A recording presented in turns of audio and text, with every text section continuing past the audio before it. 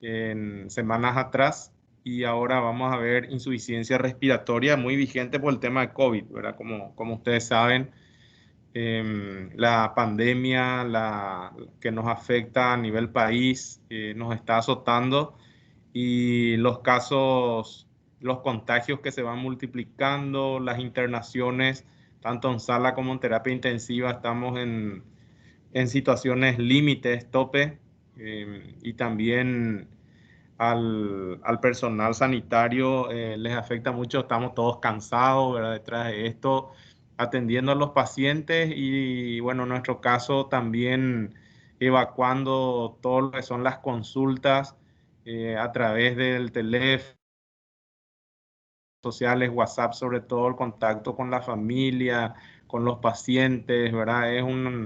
Es bastante pesado enfocarse en esas dos cosas, pero ahora hacemos algo que nos gusta. El doctor Solano, jefe de cátedra, va a estar conectándose en un ratito con nosotros también, ¿verdad? Y va a participar de esta clase.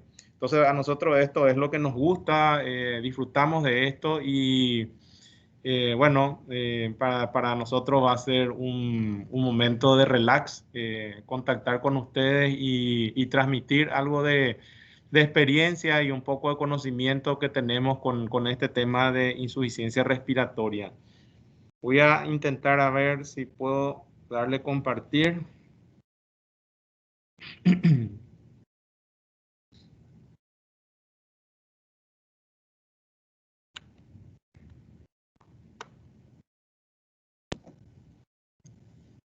Ahí ustedes me dicen si ven.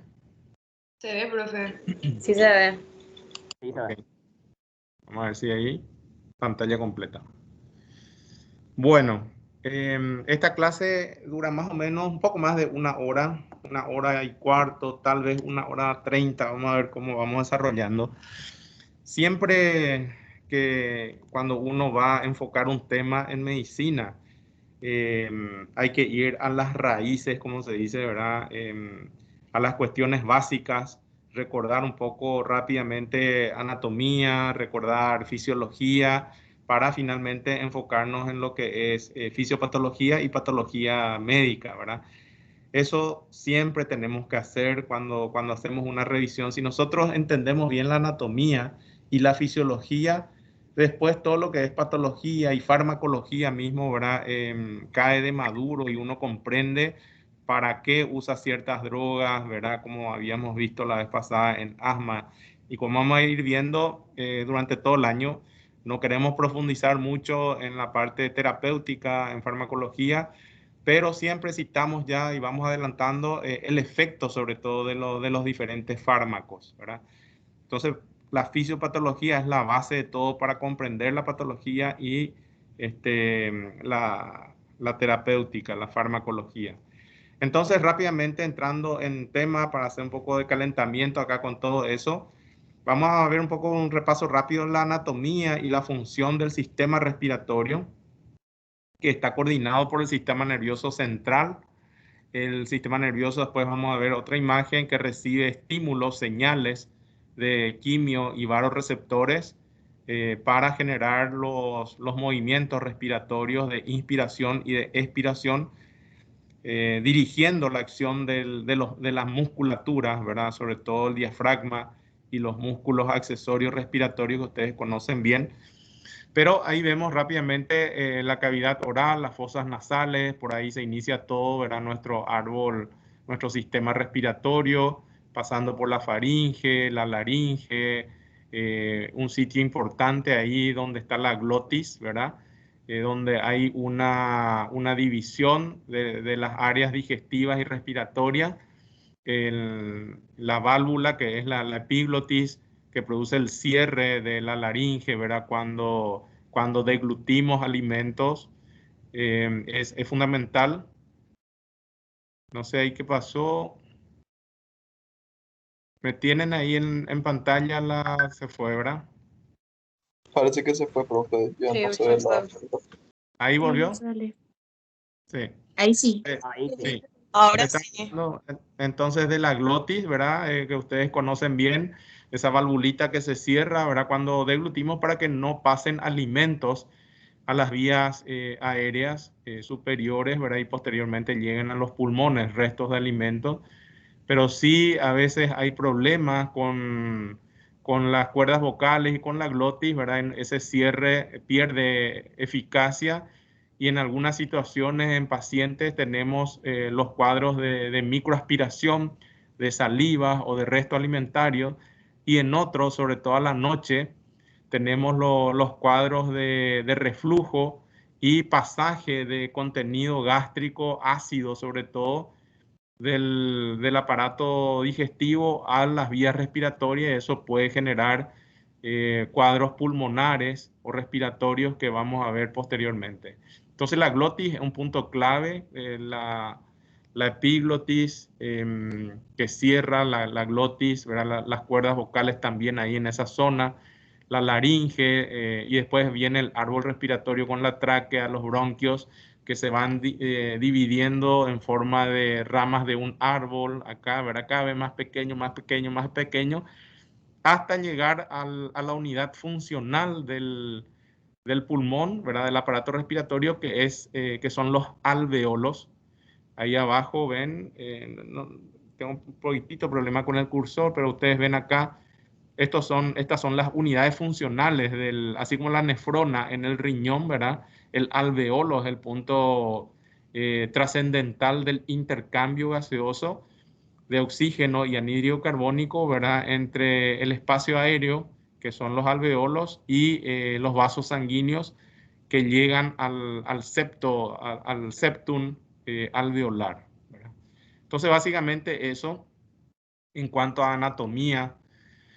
Entrando un poquitito en fisiología, yo les adelantaba esto, todo esto está comandado y dirigido por el sistema nervioso central, el bulbo raquídeo. En la zona del bulbo raquídeo está el centro respiratorio y ese centro respiratorio está siendo retroalimentado por los quimiorreceptores que ustedes ven ahí en la arteria, quimiorreceptores periféricos que sobre todo se encuentran en el cuerpo carotídeo y en el callado de la aorta. Son lugares donde están capacitados, digo, para detectar el nivel de oxígeno en sangre y enviar señales al centro respiratorio que se encuentra en el bulbo para que el bulbo realice las estimulaciones nerviosas correspondientes para aumentar o disminuir la frecuencia respiratoria. También hay receptores de estiramientos del parénquima pulmonar que envían señales al bulbo y para la retroalimentación de aumentar o disminuir la frecuencia respiratoria en momentos determinados, ¿verdad?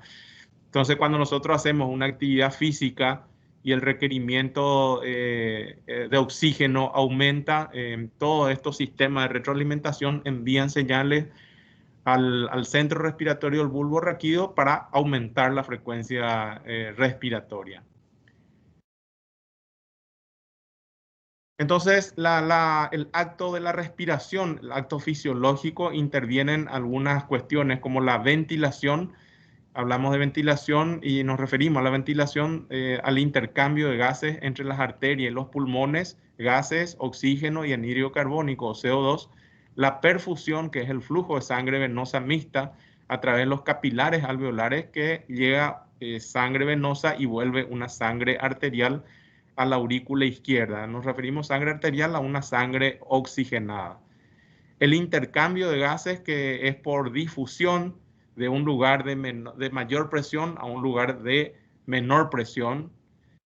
Ustedes saben, ese proceso de difusión se da de esa forma. Eso no recuerdo dónde se estudiaba, creo que en biofísica.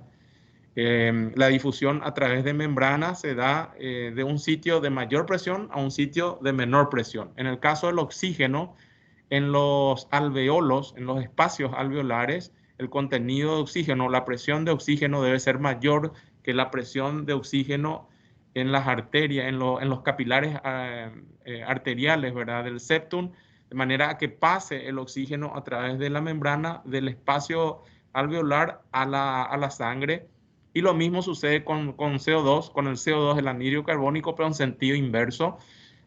Mayor presión en las arterias que en el alveolo, entonces se da el proceso de difusión a la inversa para ser eliminado el anhídrido carbónico, ¿verdad?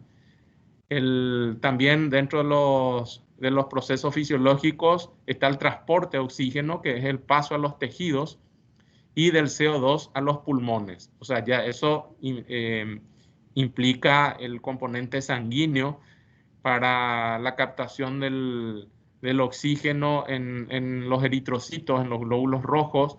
Le tenemos la hemoglobina, que es una proteína que está dentro de los glóbulos rojos, ¿verdad? Y se encarga de captar el oxígeno y hacer el transporte a través de la sangre a todos los tejidos del cuerpo. Y a la inversa sucede con el CO2 para llevar el CO2 a los pulmones y que sean eliminados. Y la regulación de la ventilación, que está dada por la homeostasis, ¿verdad? Que ya hablábamos al comienzo de esa regulación del centro respiratorio, que va recibiendo todos los estímulos, ¿verdad? De los quimiorreceptores, tanto de las arterias como del estiramiento de los pulmones, ¿verdad? Y va regulando todo este proceso fisiológico de la respiración. Entonces, en cuanto a estructuras anatómicas, la ventilación depende de centro respiratorio a nivel neurológico, depende de músculos del tórax, ¿verdad? Son los músculos, sobre todo el diafragma y los músculos accesorios, los músculos intercostales, los músculos supraclaviculares como los esternocleidomastoideos. Depende la ventilación de los pulmones, del volumen, de la distensibilidad, de que el tejido pulmonar esté sano. Depende de que las vías aéreas, laringe, tráquea, glotis, epiglotis, estén permeables. Y depende de la superficie de intercambio gaseoso, depende de esa pared septal del alveolo, que cuando tiene algún tipo de alteración, vamos a ir viendo en el transcurso de la mañana, ese intercambio gaseoso se altera.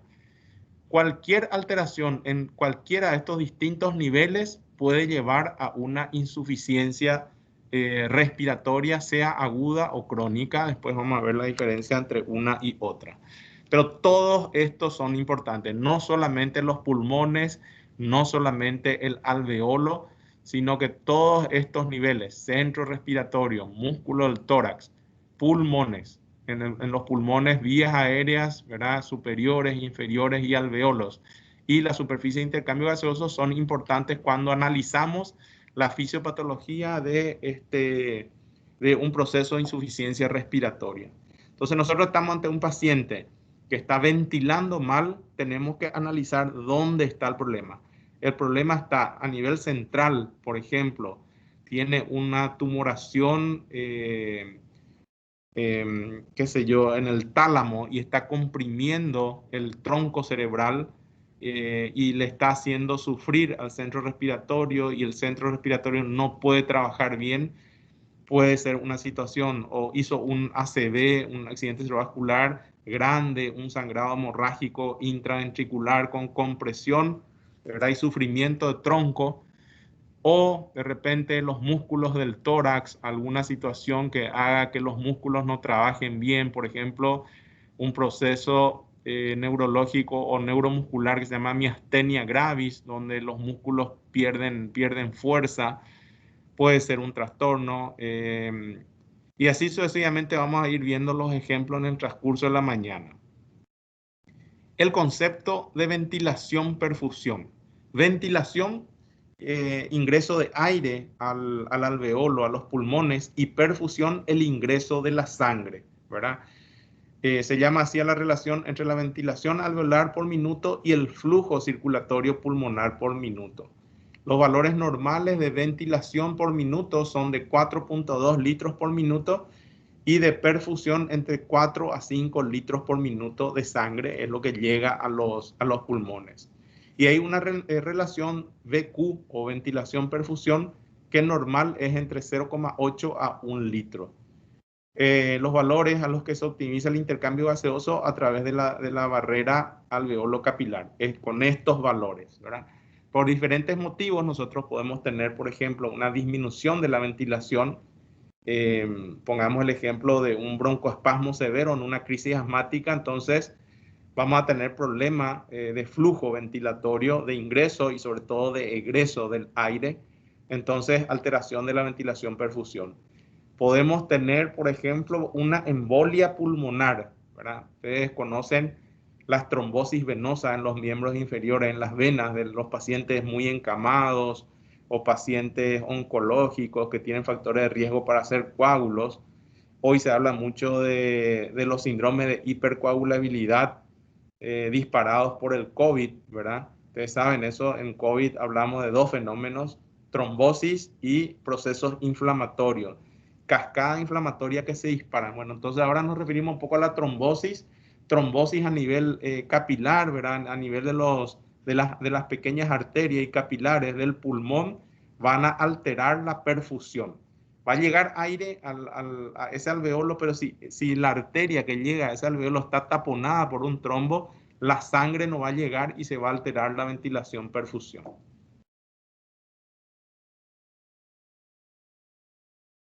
Entonces, la relación ventilación-perfusión, BQ, ¿verdad? Los desequilibrios causa más frecuente hipoxemia en intercambio gaseoso y retención de CO2, ¿verdad? Las bases pulmonares, este es un concepto importante, están más perfundidas y más ventiladas que los vértices. Las bases de los pulmones tienen más sangre y tienen más aire que los vértices pulmonares. El espacio muerto, hablamos de espacio muerto en áreas ventiladas pero no perfundidas.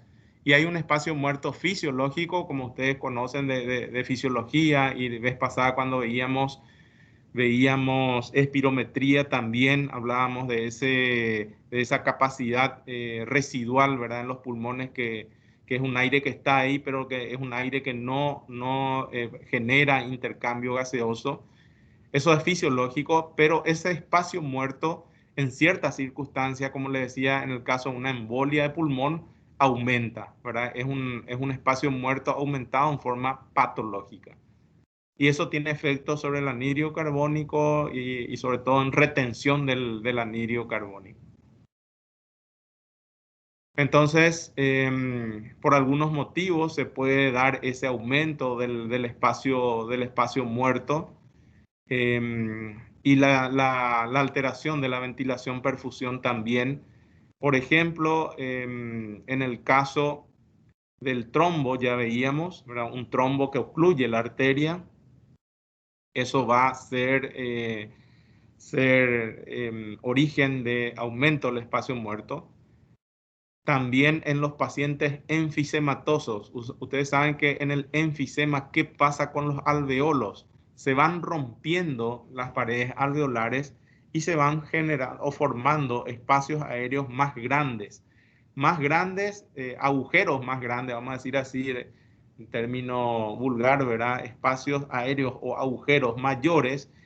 ¿Y qué hace eso? Disminuye las superficies alveolares. Las paredes alveolares, que deberían ser como un panal de abeja, eso se van rompiendo esas paredes, se van destruyendo las paredes y los espacios aéreos son mucho mayor, y eso termina generando un espacio muerto mucho mayor. Y después están los shunt, la circulación sanguínea alterada. Normalmente la circulación sanguínea debe ir en el ventrículo derecho a los pulmones, pero hay situaciones, sobre todo cardiopatías congénitas, donde hay una comunicación, por ejemplo, interventricular defectuosa, no se cerró bien el septum, la pared, ¿verdad? Interventricular está perforada, tiene un orificio. Normalmente, ¿qué debería pasar? Que la sangre en el ventrículo izquierdo tiene mayor presión que en el ventrículo derecho. Entonces, si hay una apertura, un orificio, un agujero en la pared entre los ventrículos, debe pasar la sangre, una parte de la sangre del ventrículo izquierdo a la derecha. Pero ocurre que eso lentamente va a ir generando una hipertensión pulmonar, que vamos a hablar después, hasta tal punto de que las presiones pulmonares pueden ir aumentando a niveles mayores que la presión sistólica sistémica, ¿verdad? Y entonces el shunt se invierte y la sangre puede pasar de derecha a izquierda. En ese caso, el flujo de sangre a los pulmones va a disminuir por una cuestión de shunt. Eso se puede dar con una perforación del ventrículo. A veces hay ductos interauriculares persistentes, ¿verdad? Que también en la pared entre las dos aurículas puede ocurrir esa perforación congénita. A veces ustedes conocen el ductus arterioso, ¿verdad? Que se debe cerrar ese ductus arterioso antes del nacimiento del feto, ¿verdad? Del chico. Eso en algunas situaciones no se cierra y persiste el ductus y también puede ser causa clínica de un cuadro de shunt arteriovenoso. Esto hablamos al comienzo, la diferencia o gradiente alveolo arterial de oxígeno entre la presión de oxígeno arterial y la alveolar para que se dé ese pasaje de oxígeno de los alveolos a las arterias. En ciertas circunstancias, esa presión arterial, presión alveolar de oxígeno puede estar disminuida. A ver si están atentos, ¿a quién se le ocurre en qué situación puede haber esa disminución de la presión alveolar de oxígeno? Disminuye las presiones o el contenido de oxígeno en el alveolo. En la enfermedad pulmonar obstructiva crónica podría ser cuando ya está muy avanzado. Sí, pero supongamos, digamos que la persona es una persona normal, ¿verdad? Es una persona normal y en qué circunstancias de la naturaleza, digamos, se ve disminución de las presiones de oxígeno. O tal vez En las alturas. con la edad. En las alturas, en las grandes alturas. No sé si alguien se fue a La Paz, por ejemplo, ¿verdad? En Bolivia, en La Paz, el contenido de oxígeno es mucho menor, ¿verdad? Y eso se siente tremendamente. O cuando se despresuriza la cabina de un avión, por ejemplo, ¿verdad? También puede ocurrir eso. Vamos a ver después otros ejemplos. Este es ya un concepto importante cuando hablamos de patología, la relación PaO2 sobre FiO2, que es la PAFI. PAFI le decimos, o PaO2 sobre FiO2. Es un cociente, una relación que nos aporta datos sobre el grado de la insuficiencia respiratoria. Identifica la presencia de lesión pulmonar aguda y síndrome de insuficiencia respiratoria aguda. Se obtiene dividiendo la presión parcial de oxígeno en sangre arterial entre la fracción inspirada de oxígeno. Su valor debe ser superior a 300, dice.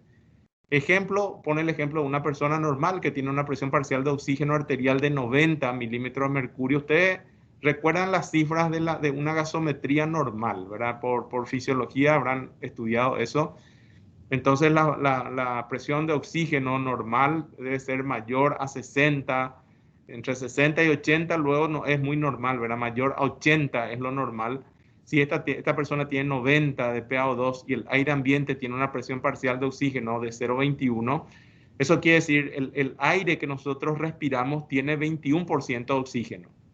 Entonces 0,21 se hace la relación PaO2 sobre FiO2 y resulta en un valor de 428. O sea, 90 dividido 0,21, y no sé, hagan ahí la prueba si está bien el resultado, da 428.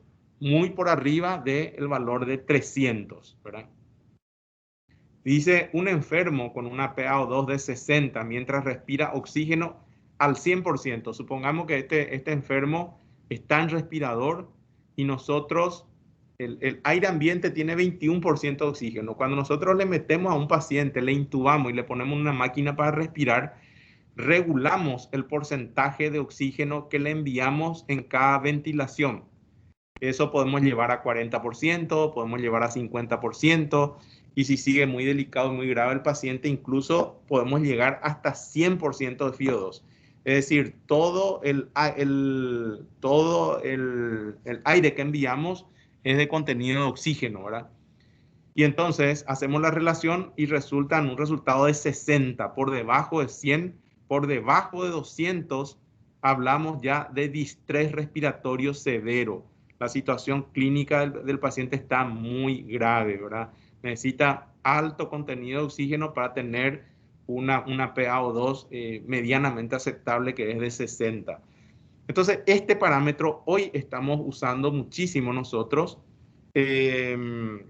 cuando evaluamos a un paciente con COVID que le estamos suministrando oxígeno suplementario.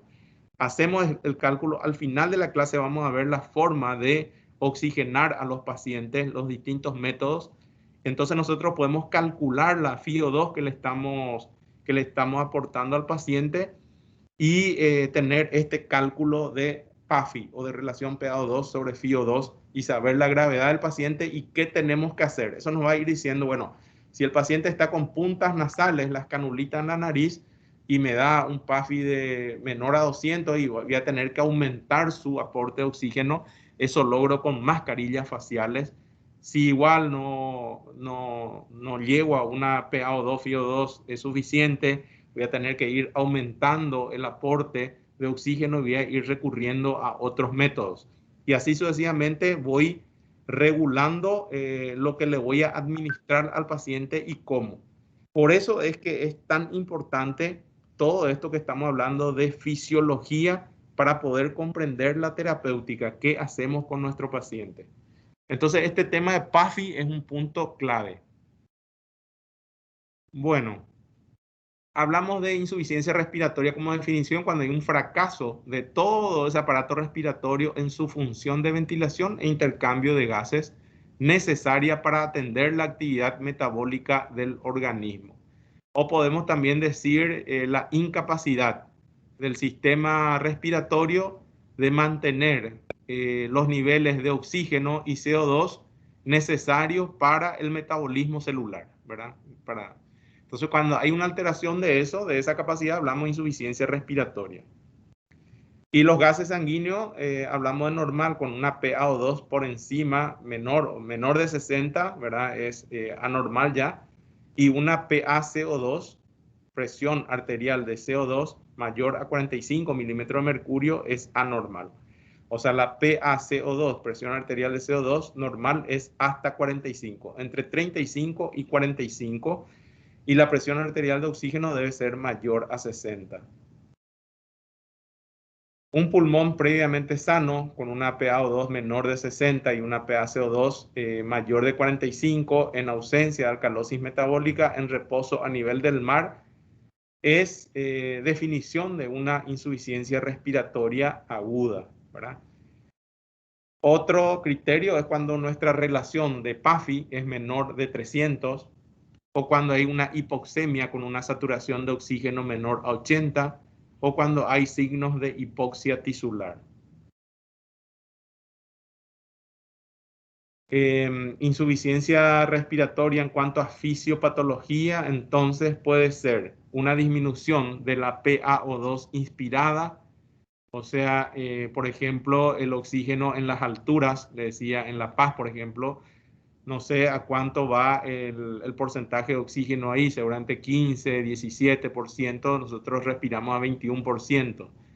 Si se genera un fenómeno de hipoventilación alveolar por algún motivo neurológico o alteraciones musculares y la persona no puede hacer ese juego de insuflar los pulmones y desinflar los pulmones, digamos, ¿verdad? Vamos a tener un cuadro de insuficiencia respiratoria como por fisiopatología cuando hay algún motivo que altere la relación ventilación-perfusión, como una tromboembolia, cuando hay una alteración de difusión. Por algún motivo la pared alveolar está dañada, está alterada y entonces no pasan los gases, no pasa el oxígeno a las arterias y no pasa el CO2 de las arterias al alveolo. Diversas circunstancias agudas y crónicas pueden producir la alteración de la membrana del septum, ¿verdad? Crónica, por ejemplo, una fibrosis pulmonar, pacientes reumatológicos con artritis reumatoidea, van endureciendo las paredes de los alveolos y entonces con el tiempo se va dañando. O personas que estuvieron expuestas a productos tóxicos como el sílice, por ejemplo, o las pinturas, ¿verdad? Van dañando el tejido alveolar y van endureciendo y pueden generar una fibrosis pulmonar, un endurecimiento y engrosamiento de las paredes pulmonares que altera esa difusión de los gases de un lado para otro. Por la presencia de shunt y cortocircuito que ya veíamos anteriormente. La insuficiencia respiratoria, según la rapidez, puede ser aguda o crónica. En el caso, por ejemplo, que les decía, de una fibrosis pulmonar, eso se va instalando en forma lenta, progresiva, y hablamos de cronicidad. Cronicidad, ya les dije la vez pasada que no es crónico, no implica gravedad, sino implica tiempo, ¿verdad? Duración en el tiempo de la patología, y agudo implica algo que se instaló rápidamente. Eso es aguda y crónica. ¿Cuál podría ser una causa de una alteración de la difusión por un engrosamiento de las paredes alveolares? Algo que genere edema en las paredes alveolares. A ver qué se les ocurre.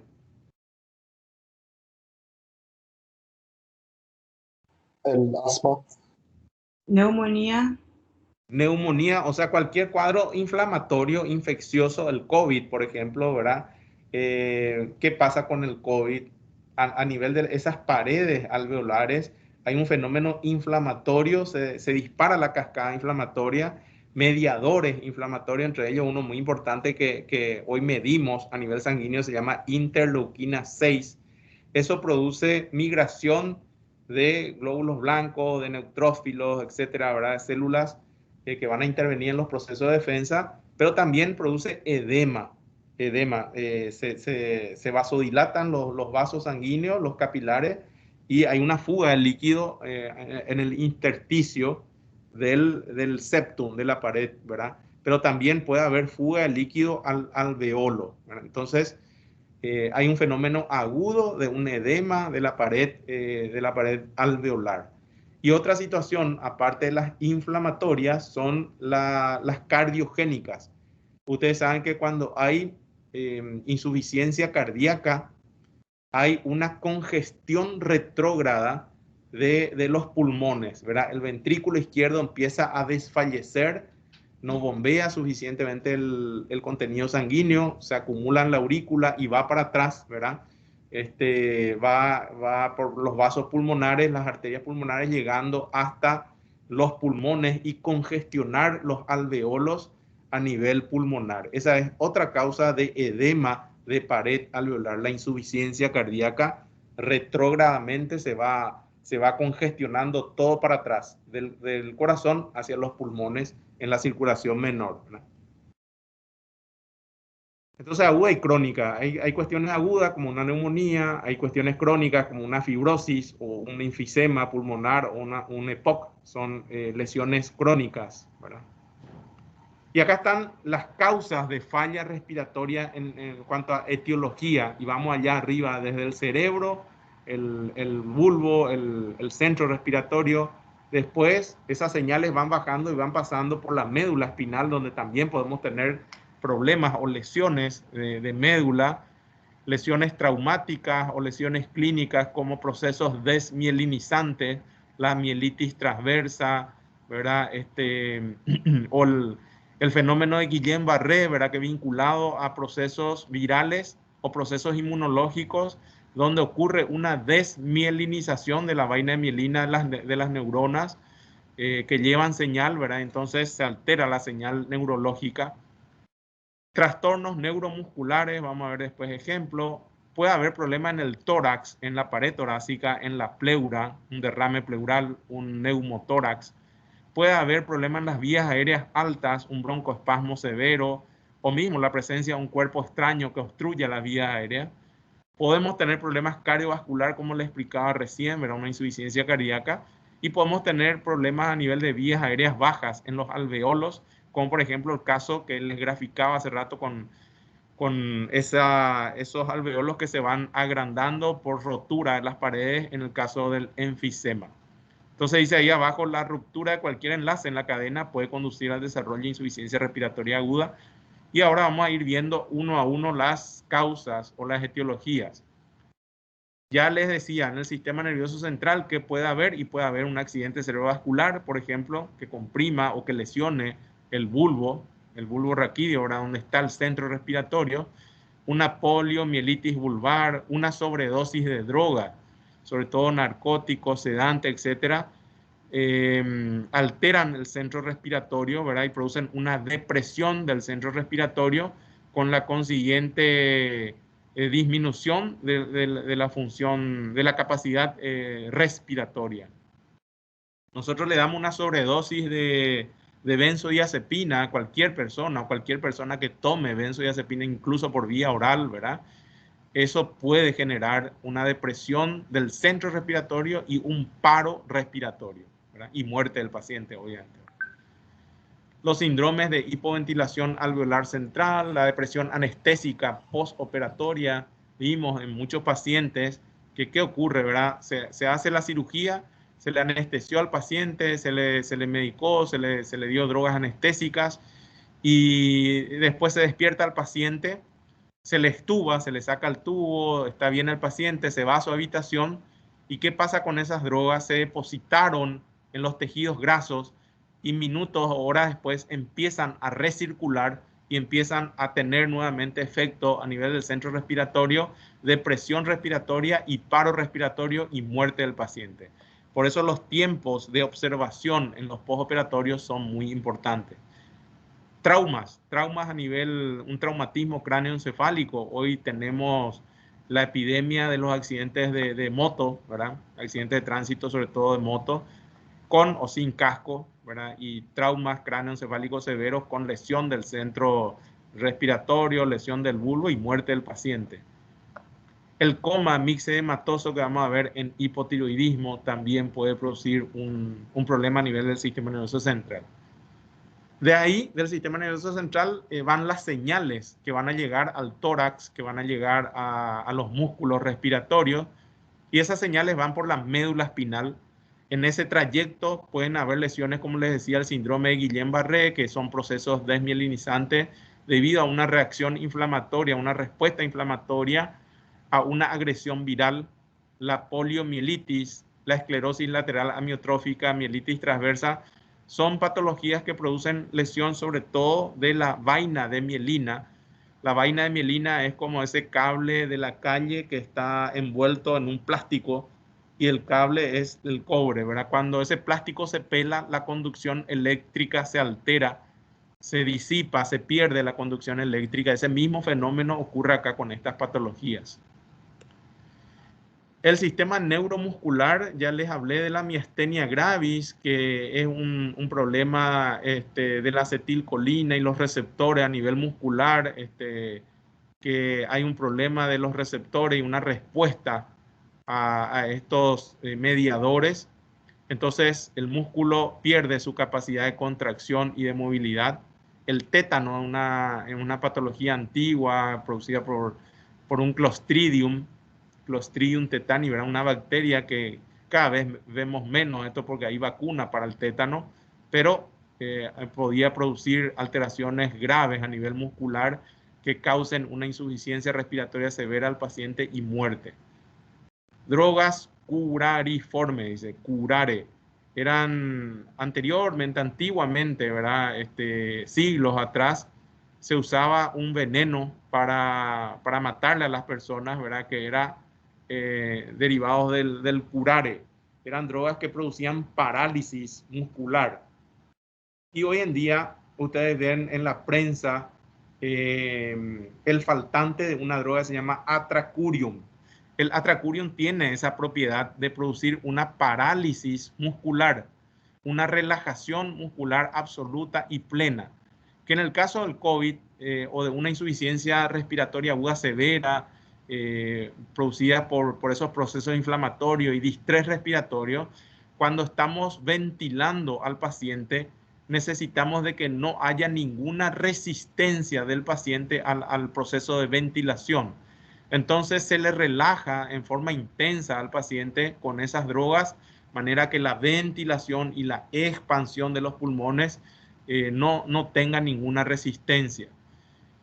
Es muy discutible el uso de esa droga atracurium, le digo más de paso, ¿verdad? Porque no se está usando en forma correcta en nuestro país. Todas las guías recomiendan, primero luego, no usar en forma rutinaria en todos los pacientes ventilados. Usar solamente en los pacientes críticos que tienen parámetros ventilatorios muy severos, muy elevados. En ese grupo de pacientes utilizar y por un máximo tiempo de 48 horas. Aquí se está utilizando en forma rutinaria en todos los pacientes críticos o no críticos ventilados, y las secuelas que estamos viendo en los pacientes que están mucho tiempo en respirador son tremendas. Esos pacientes salen con una atrofia muscular severísima que dificulta mucho el proceso de recuperación posterior cuando salen del respirador. No tienen fuerza para respirar, no tienen fuerza para hacer movimientos respiratorios, mucho menos tienen fuerza para mover los brazos, las manos y los pies, y están postrados en cama, se complican con neumonía, se complican con escaras, ¿verdad? O sea, hay que tener mucho cuidado con el uso de esta droga que se está usando, entre comillas, diría, indiscriminadamente en los pacientes ventilados por COVID. Algunos Doctor, antibióticos, sí. el cistracurio sería lo mismo. Sí. Hay varias, Pavulón, Atracurium, ¿verdad? Son drogas que tienen el mismo efecto. Hay algunos antibióticos que bloquean también la unión neuromuscular y pueden tener efectos similares, ¿verdad? De bloqueo muscular. Una toxina, el botulismo, ¿verdad? Que tampoco vemos más mucho de eso. También puede producir este tipo de lesión. La intoxicación por órgano fosforado, etcétera, ¿verdad? Algunos trastornos metabólicos como hipofosfatemia, hipomagnesemia, hipotiroidismo pueden producir alteración del sistema neuromuscular. En tórax y pleura, ¿qué puede pasar en tórax? La distrofia muscular, o sea, trastornos musculares congénitos con atrofia muscular y falta de fuerza de la musculatura puede ser una causa de insuficiencia respiratoria.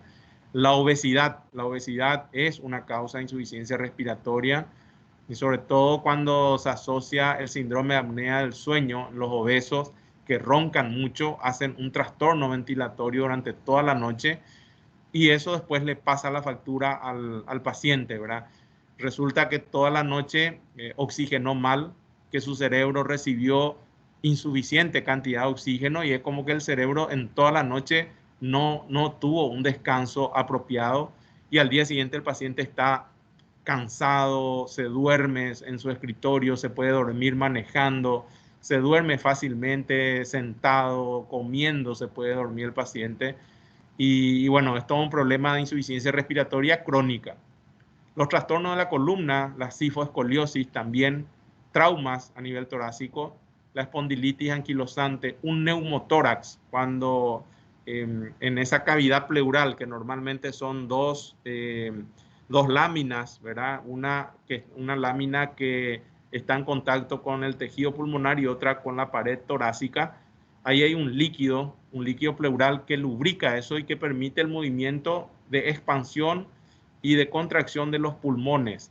Pero en ciertas circunstancias, cuando hay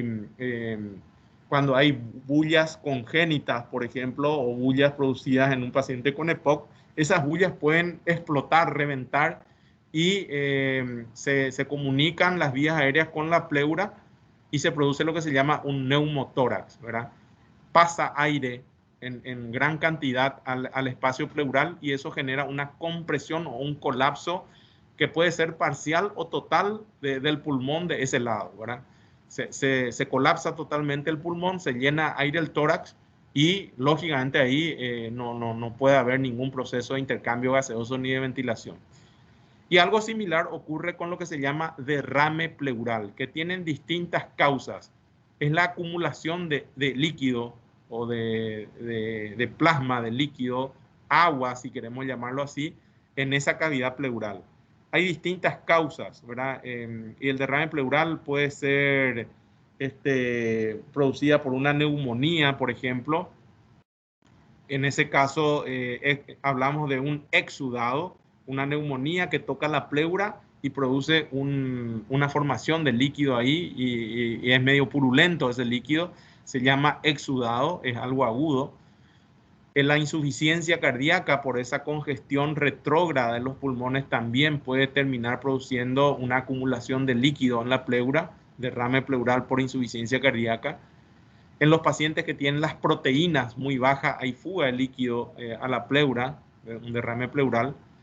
En los pacientes oncológicos con metástasis a nivel de pleura también hay un derrame de líquido y acumulación de líquido, derrame pleural. Son distintas causas de derrame pleural que no sé si hay una clase específica de eso. En vías aéreas altas ya le hablé del síndrome de apnea del sueño, parálisis de cuerdas vocales, obstrucción traqueal. Hay algunos problemas congénitos de obstrucción traqueal, de traqueomalacia, por ejemplo, o problemas infecciosos también pueden haber.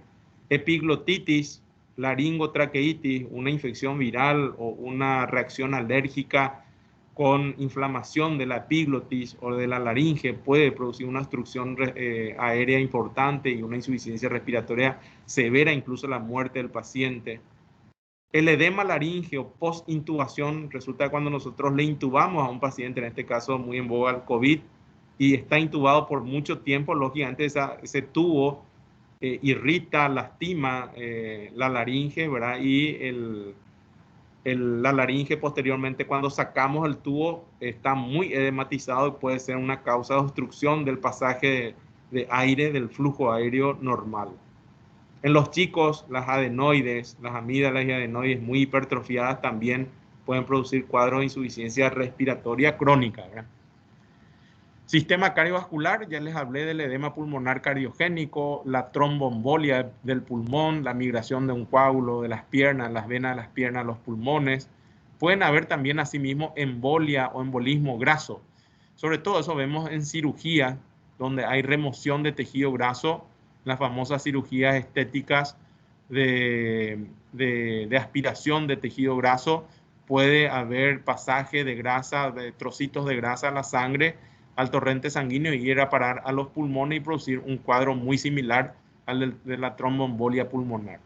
La uremia en la insuficiencia renal crónica, que vamos a ver en su momento cuando hablemos de insuficiencia renal, también puede producir insuficiencia respiratoria. Y en las vías aéreas bajas, en los alveolos, les hablé de la aspiración de ácido y de bilis en el reflujo gastroesofágico, ¿verdad? Sobre todo a la noche. Los cuadros de sepsis, infección generalizada y respuesta inflamatoria sistémica. Respuesta sistémica quiere decir que esa respuesta inflamatoria no se da solamente en el sitio donde está la infección. Supongamos una infección urinaria, una pielonefritis aguda.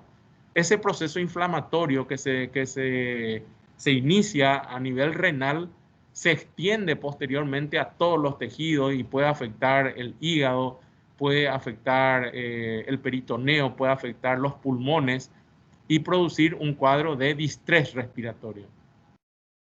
A nivel de vía aérea, el asma, que ya hablamos en la clase anterior, el EPOC, que hay una clase específica de enfermedad pulmonar obstructiva crónica, los síndromes de distrés respiratorio, que vamos a hablar esta mañana algo de eso, son causas, una neumonía bilateral masiva, que es lo que estamos viendo hoy con el COVID, una atelectasia, el colapso de un área pulmonar por X motivo, ¿verdad? Una contusión pulmonar severa, pueden ser causa de insuficiencia respiratoria, o los tratamientos de radioterapia, sobre todo en mama, ¿verdad? Los tumores de mama que se hacen un tratamiento con radiación, la radiación producir lesiones a nivel del tejido pulmonar. De esto ya fuimos viendo la disminución de la fracción inspirada de oxígeno. Eso se ve, por ejemplo, en las grandes alturas. Ya les hablaba de la ciudad de La Paz, que con el doctor Solano el año antepasado estuvimos ahí sufriendo mucho ese tema de la falta de oxígeno en las grandes alturas. Las naves, por ejemplo, inadecuadamente presurizadas o por disminución de la presión barométrica, disminución de la fracción inspiratoria de oxígeno. Mecanismo de producción, hipoventilación alveolar, alteración de ventilación perfusión y disminución de la difusión del alveolo al capilar. De esto ya hablamos, de todos estos mecanismos. La alteración de ventilación-perfusión, ya les expliqué también en qué consiste eso. Por un lado la ventilación, los alveolos, por otro lado la arteria y los espacios muertos cuando aumentan, cuando hay una obstrucción arterial, por ejemplo, ¿verdad? Del lado de las arterias, una tromboembolia pulmonar o un shunt, el pasaje de sangre de la cavidad derecha a la izquierda, y puentea la circulación, el pulmón, y va a la circulación sistémica, eso es un shunt.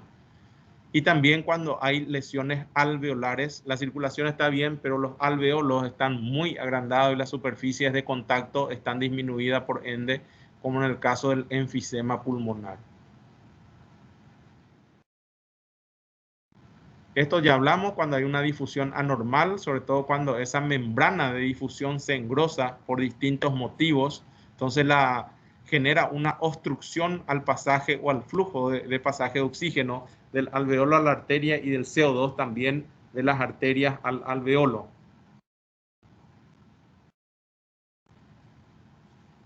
Entonces hay un proceso de limitación de la difusión. Bueno, esto, acá vemos qué pasa, las características diferenciales entre los distintos mecanismos fisiopatológicos implicados en la insuficiencia respiratoria. Vemos ahí a la izquierda, dice mecanismo fisiopatológico de insuficiencia respiratoria. Entonces, 1, disminución de la presión inspiratoria de oxígeno, ¿verdad? ¿Qué va a pasar? Que vamos a encontrar una presión arterial de oxígeno baja, una PaCO2 baja, ¿verdad? Y una diferencia alveolo capilar normal. El volumen minuto respiratorio está alto, o sea, el paciente, esto es en el caso, por ejemplo, de la altura de La Paz. Volumen minuto respiratorio para tratar de compensar ese déficit de oxígeno que va a hacer el paciente hiperventilar, ¿verdad? En vez de tener 16 a 20 respiraciones por minuto, va a tener 24, 26 o 30 respiraciones por minuto, con lo cual, bueno, va a tratar de compensar, y si no se puede hacer la corrección con oxigenoterapia, ¿verdad? Cuando se va a la selección paraguaya y juega un partido contra Bolivia en La Paz, en el entretiempo hay balones de oxígeno para los jugadores paraguayos ahí en el vestuario y se les aporta eso para recuperarlo más rápido. Hipoventilación alveolar, ya vimos cuando hay una hipoventilación alveolar, sobre todo, por ejemplo, en un enfisema, ¿verdad? O en un EPOC, la PaO2 va a estar baja, la PaCO2 va a estar alta. En el EPOC empieza a subir la presión, el anhídrido carbónico en sangre, la PaCO2 sube más allá de 45. La presión alveolar arterial de oxígeno está normal, el volumen minuto respiratorio puede estar bajo y hay corrección con oxigenoterapia. Cuando hay alteración de la difusión, ahí vemos, dice la PaO2 va a estar baja, la PaCO2 va a estar baja, el volumen minuto puede estar normal y se corrige con oxígeno, sí. Alteración de relación ventilación-perfusión, así sucesivamente ustedes esto van a ir viendo cómo se comportan tanto el oxígeno como el PaCO2 y el volumen respiratorio en minuto. Entonces, vamos a esta clasificación que habla acá de insuficiencia respiratoria oxigenatoria, dice. El tipo 1, y es dado por una hipoxemia, es el tipo 1 que es producto de que genera una hipoxemia donde la PaO2 va a estar baja, menor de 60, a una FiO2 al 21%, ¿verdad? El gradiente entonces está elevado. En una insuficiencia respiratoria ventilatoria de tipo 2, la PaCO2 está elevada y se genera una hipercapnia.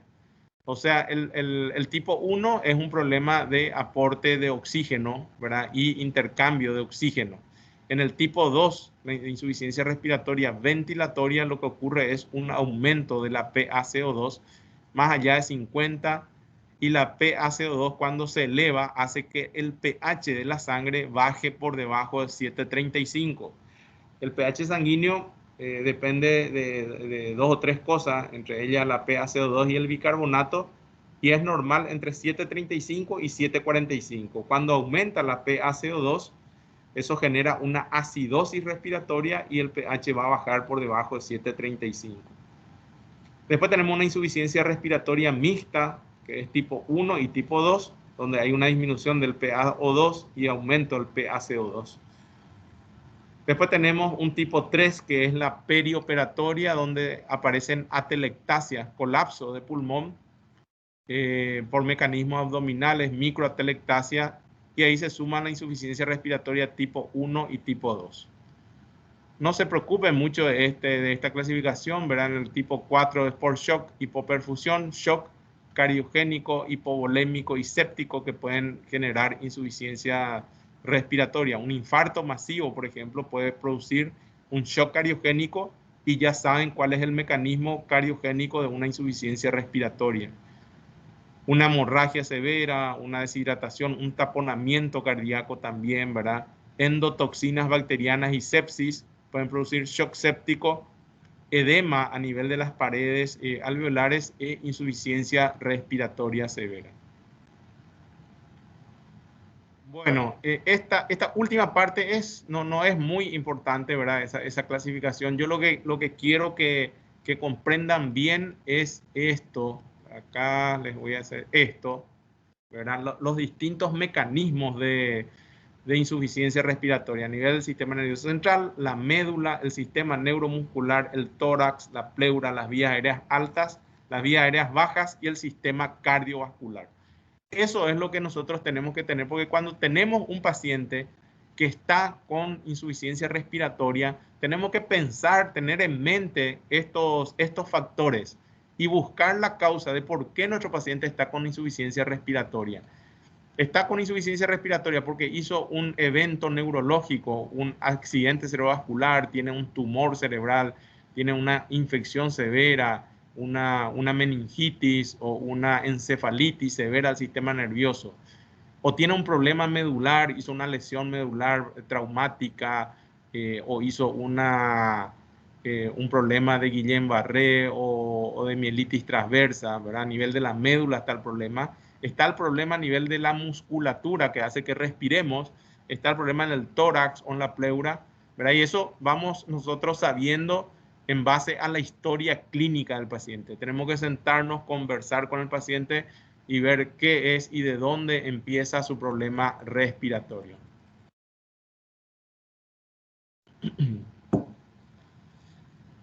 Bueno, esto vamos pasando. ¿Dónde nos quedamos? Acá. Diferencia entre aguda y crónica. Entonces, en la insuficiencia aguda, la injuria es aguda, que se estableció en horas o días. El pH es anormal y no hay mecanismos compensatorios y es mal tolerada. En la crónica, la progresión de la enfermedad es en semanas o meses o años. El pH tiende a normalizarse y la compensación crónica se va a ir dando en base a distintos mecanismos. Uno de ellos, el aumento de los glóbulos rojos, que puede producir una policitemia, ¿verdad? O poliglobulia, mejor dicho. Y la crónica es mejor tolerada que la aguda, ¿verdad? Son algunas diferencias. Después vamos a hablar un poco del pH. ¿Por qué es anormal en la insuficiencia respiratoria aguda? ¿Y por qué el pH tiende a normalizarse en la crónica?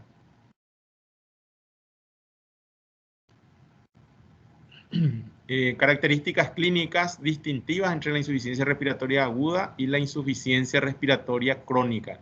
Y esto nosotros obtenemos del interrogatorio, de la entrevista al paciente, de lo que nos va contando y diciendo el paciente. Nosotros tenemos que preguntar estas cosas, ¿verdad? Antecedentes respiratorios, y nos le vamos a preguntar, usted tiene antecedentes respiratorios, usted tuvo asma, usted fuma, ¿verdad? Esas son las cuestiones que nosotros preguntamos. En la insuficiencia respiratoria aguda pueden estar ausentes.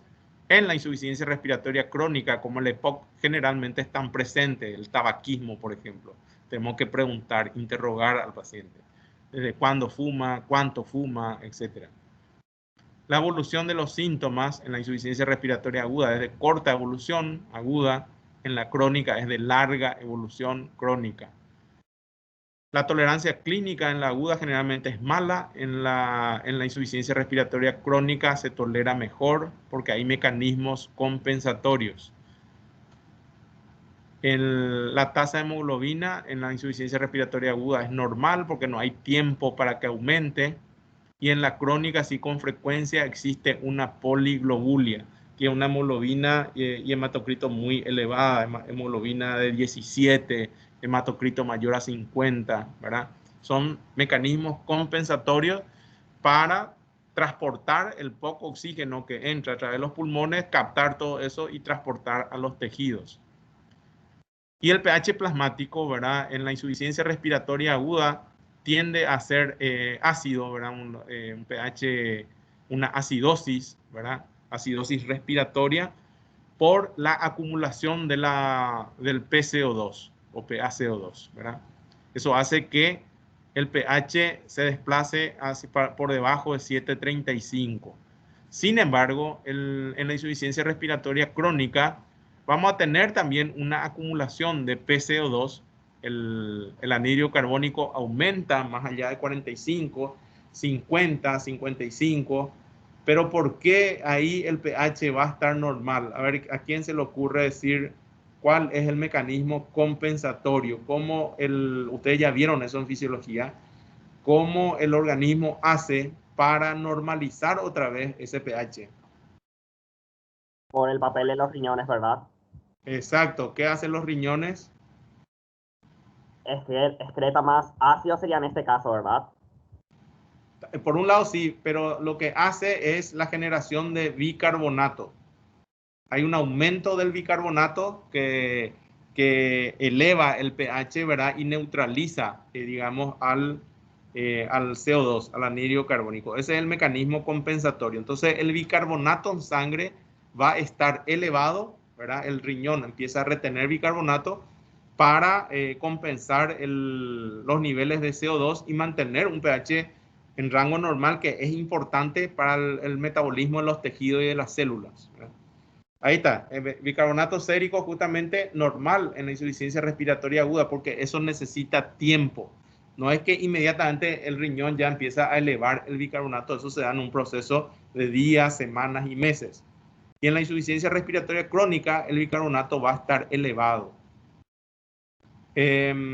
Datos de core pulmonar crónico generalmente ausente en la insuficiencia respiratoria aguda y está presente en la crónica. Ahora, los que tienen EPOC, insuficiencia respiratoria crónica, hay eventos clínicos que pueden producir un deterioro agudo o una agudización de su problema crónico de base, ¿verdad? Qué sé yo, es un EPOC y de repente le agarra el SARS, ¿verdad? Y hace una neumonía, ese paciente se va a agudizar, va a empeorar bruscamente su deterioro crónico de base. Para ver un poco estos mecanismos compensatorios en la insuficiencia respiratoria crónica, la hipoxemia, eso es captado por los receptores carotídeos. La hipercapnia es captado por el propio tronco cerebral. Hipercapnia es el PCO2 elevado, ¿verdad? O el anhídrido carbónico elevado. El propio tronco cerebral capta eso. La hipoxemia es captada por los receptores carotídeos y aórticos. Y bueno, entonces el mecanismo de la hiperventilación que van a generar ambas cosas, ¿verdad? La hipoxemia va como respuesta a una hiperventilación y el aumento del PCO2 también, ¿verdad? El centro respiratorio, el bulbo raquídeo, va a producir una hiperventilación. El aumento de contenido arterial de oxígeno, la hipoxemia va a estimular una eritropoyesis, aumento de la producción de glóbulos rojos, y eso va a terminar generando una poliglobulia. Son mecanismos compensatorios. Y la disminución de la afinidad del oxígeno por hemoglobina, ¿verdad? Genera una curva que se desplaza a la derecha, disminución del pH. La vasoconstricción pulmonar ¿Cuál va a ser la respuesta? Una hipertensión pulmonar secundaria, va aumentando las presiones a nivel pulmonar. Y la compensación de la acidosis respiratoria va a estar dada por la retención de bicarbonato en los túbulos contorneados del riñón. Bueno, acá entramos en la parte final, ya tenemos unos 20 minutos. ¿Ustedes tienen alguna clase después de esta?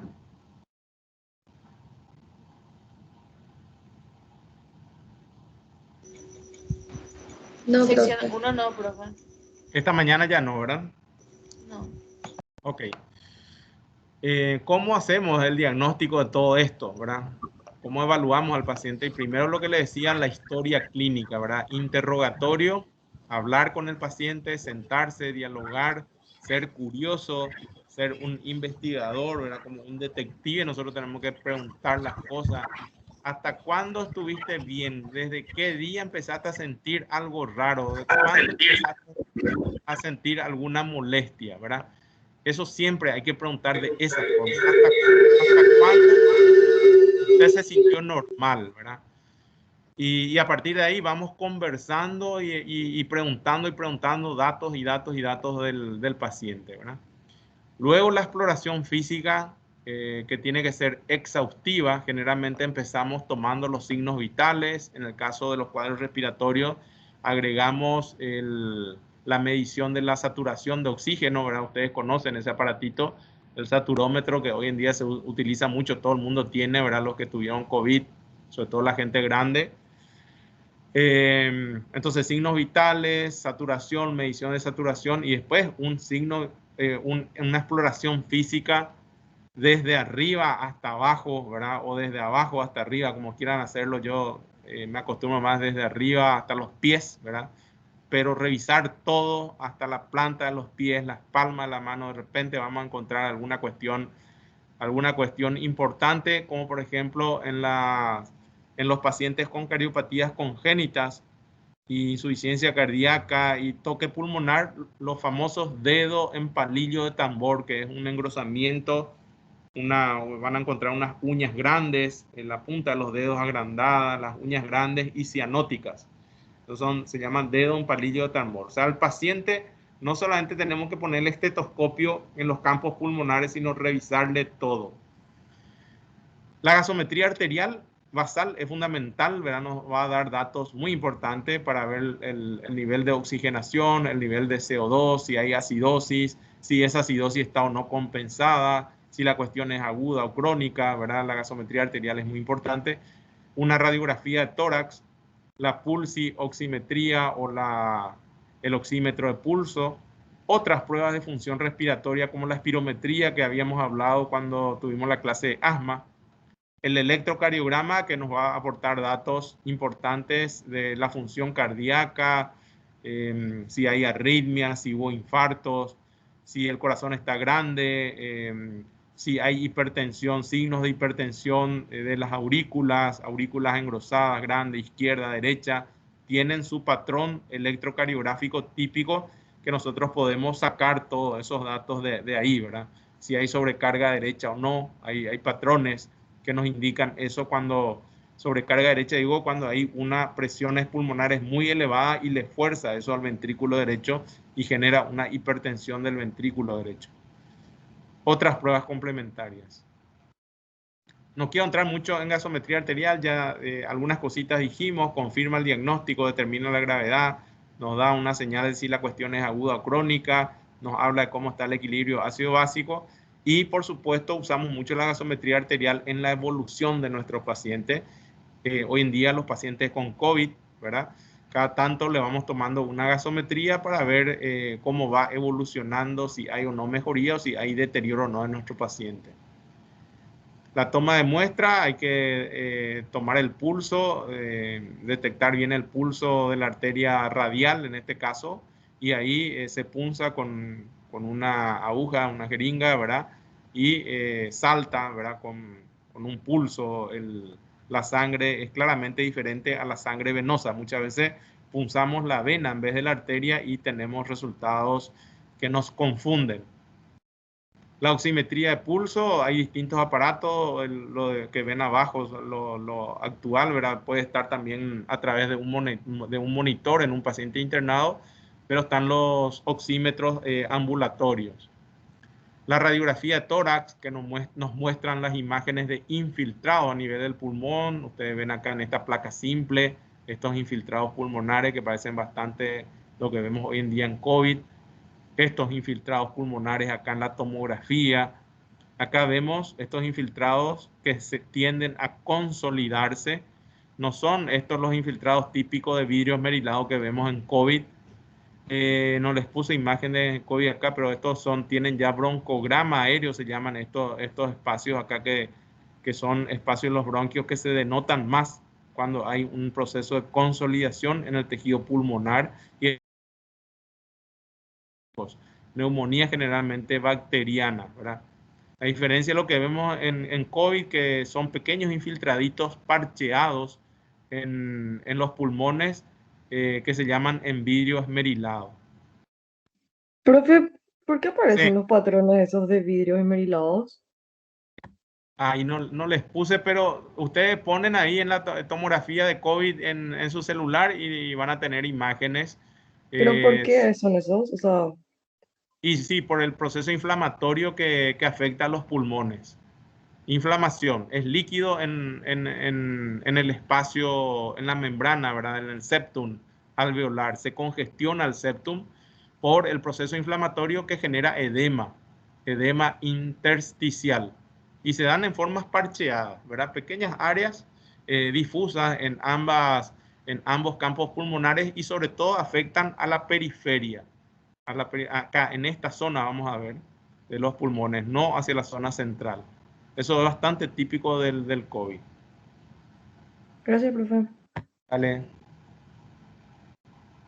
Repercusión clínica, obviamente las manifestaciones clínicas de hipoxemia, que es la disnea, ¿verdad? El paciente va a estar con falta de aire.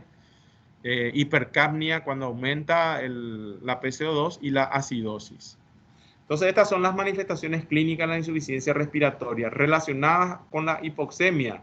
Disnea, que es la sensación de falta de aire. Taquipnea, el paciente va a hiperventilar, va a aumentar su frecuencia respiratoria.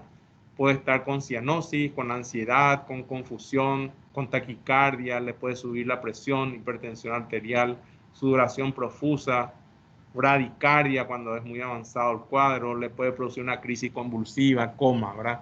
Pero sobre todo disnea y taquicardia o taquipnea, hiperventilación. Le va a faltar aire, se va a quejar, me falta aire y va a empezar a tener una respiración acelerada, taquipnea. Sobre todo eso, ¿verdad? Las relacionadas a la hipercapnia, al aumento del PCO2, el PCO2 produce una depresión del sistema nervioso, o sea, va a producir somnolencia, desorientación, confusión, letargia o sueño, puede producir temblor, cefalea, etc. Edema de papila, coma, ¿verdad? Bueno, esto es lo mismo, la hipercapnia. Los criterios de gravedad, la fatiga, cuando hay agotamiento muscular, incoordinación tóraco-abdominal, una taquipnea mayor a 35 respiraciones por minuto, deterioro del nivel de conciencia, obnubilación, confusión, ¿verdad? Obviamente todas esas señales nos están diciendo que el paciente está grave, ¿verdad? Inestabilidad hemodinámica, le baja mucho la presión, está hipotenso o hace un pico hipertensivo severo. Y cuando la hipoxemia grave no es corregida con oxígeno y empieza a entrar en una acidosis progresiva por el aumento de la PaCO2, son criterios de gravedad.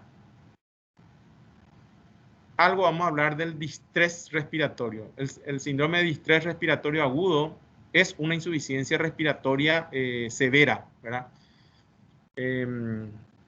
O síndrome de distrés respiratorio del adulto, con esas siglas. Hay una insuficiencia respiratoria grave debido a un edema pulmonar, dice, no hemodinámico, causado por aumento de la permeabilidad de los capilares, ¿verdad? Y eso disminuye la permeabilidad de la barrera alveolo capilar, ¿verdad? Secundario a daño pulmonar agudo. O sea, acá hay una cascada inflamatoria que puede ser producto de un proceso infeccioso que afecta directamente a los pulmones, como por ejemplo una neumonía por COVID o una neumonía bacteriana, entonces hay edema, se dispara la cascada inflamatoria, mediadores inflamatorios, vasodilatadores entre ellos, que producen dilatación de los capilares a nivel del septum alveolar y fuga de líquido a ese nivel. También el líquido puede pasar incluso a los alveolos, y todo ese líquido que se va congestionando en las paredes alveolares y en el alveolo va a disminuir severamente el intercambio gaseoso de oxígeno de los alveolos a las arterias y de CO2 de las arterias capilares pulmonares al alveolo. En eso consiste el síndrome de distrés respiratorio. O sea que es un edema de las paredes alveolares producto de un cuadro inflamatorio, producto de un cuadro infeccioso, generalmente, no siempre. Por ejemplo, una quemadura severa en una persona que se quema, ¿verdad? Superficie corporal importante, más del 50% de la superficie pulmonar, un gran quemado, puede terminar con un cuadro, un síndrome de distrés respiratorio agudo, no infeccioso, pero sí inflamatorio. Se disparó también, al igual que un proceso infeccioso, la cascada inflamatoria que genera ese mismo edema a nivel de las paredes alveolares. Se entiende ese concepto, ¿verdad? Que el síndrome de distrés respiratorio no solamente es debido a un proceso infeccioso, sino que también puede ser producto de un cuadro inflamatorio. Les di el ejemplo de un gran quemado. Otro ejemplo puede ser una pancreatitis aguda, no infecciosa, ¿verdad? Una obstrucción biliar que genere una pancreatitis aguda puede terminar produciendo un síndrome de distrés respiratorio del adulto. Entonces, esta es la clasificación de Ausbach en tipos patogénicos, pulmonar o primario cuando ocurre por una agresión alveolar directa en caso de COVID o de una neumonía, y extrapulmonar o secundario debido a una lesión indirecta a través del lecho vascular por un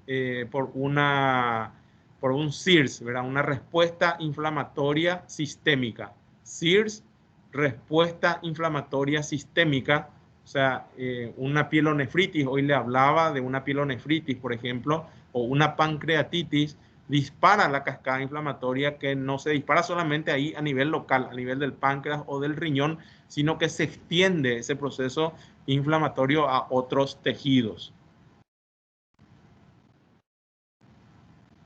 Entonces, acá entra el PAFI. Otra vez volvemos al PAFI, a esa relación PaO2 sobre FiO2 y su importancia.